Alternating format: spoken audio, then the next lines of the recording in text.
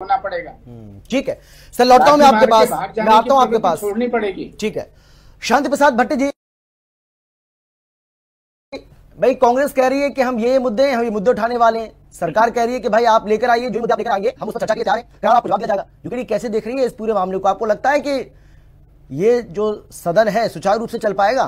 क्योंकि ऐसा लग रहा है कि हंगामा होगा, हंगामा बरपेगा। कांग्रेस ने अपने इरादे जाहिर कर दिए हैं। अमित जी जी, आप डिबेट करेंगे 2 दिन बाद, ये दोनों राष्ट्रीय पार्टियां गैर सैंक्शन अदालत मिलेंगी आपको। मानसून सत्र 19 से 22 तक चलेगा। एक चिट्ठी घूम रही है जिसमें रेड अलर्ट जारी हो चुका है, चमोली में भयंकर बारिश। ये अधिकारियों की मैं कारस्तानी आपको बता रहा हूं। मैं भले ही विपक्ष का नेता हूं, मगर मुझे माननीय मुख्यमंत्री जी का इसमें स्वागत करना पड़ेगा। उन्होंने उस सारे पत्र को अनदेखा करा और पहुंच गए, और अब अधिकारी भागते हुए दौड़ते हुए दिख रहे हैं। ये सत्र यदि भारतीय जनता पार्टी ने 19 से 22 तक चला दिया तो संदेश जाएगा कि सरकार की इच्छा पहाड़ में सत्र चलाने की है। और यदि दामी जी डर के भागे तो हम 19 तारीख को घेराव कर रहे हैं। हमारा मुद्दा है पंचायती राज की हत्या क्यों हुई, राजधानी गैरसैंण का मसला क्यों नहीं अभी तक हल हुआ, आपदा में क्यों पहाड़ दरक रहे हैं, क्यों मृत्यु हो रही है, समाधान के नाम पर 5,000 रुपए का चेक देकर सरकार पहाड़ का मजाक क्यों बना रही है।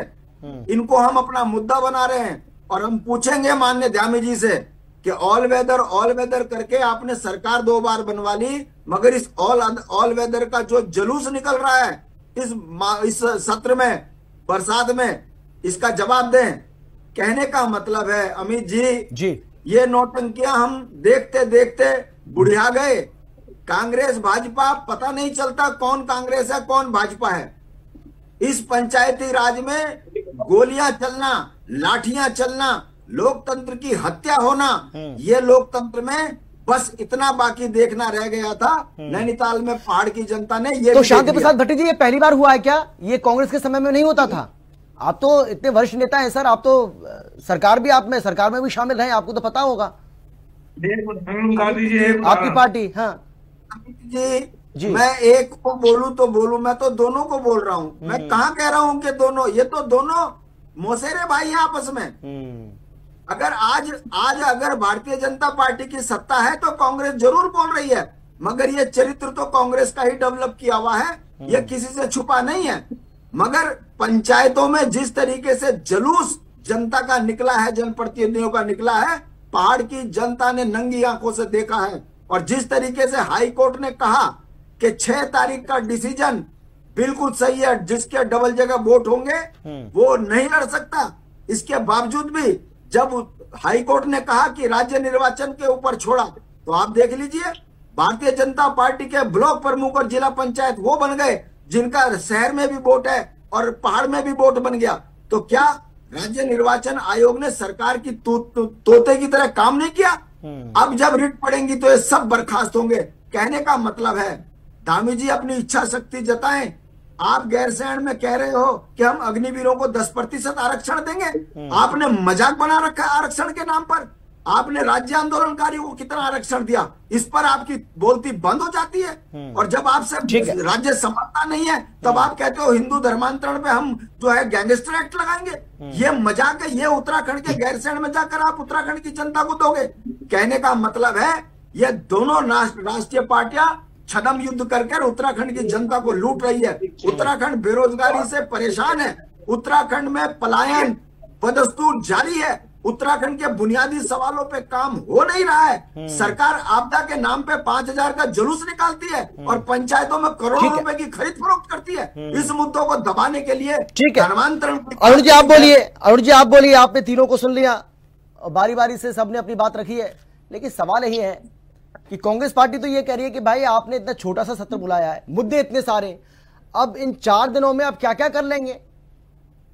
सरकार कह रही है कि भैया जितने विधेयक हमें पास कराने, पेश करने, वो तो हम कर ही लेंगे। आपको जो मुद्दे उठा लीजिएगा, हम तो चर्चा के लिए तैयार हैं। समय कहाँ कम है?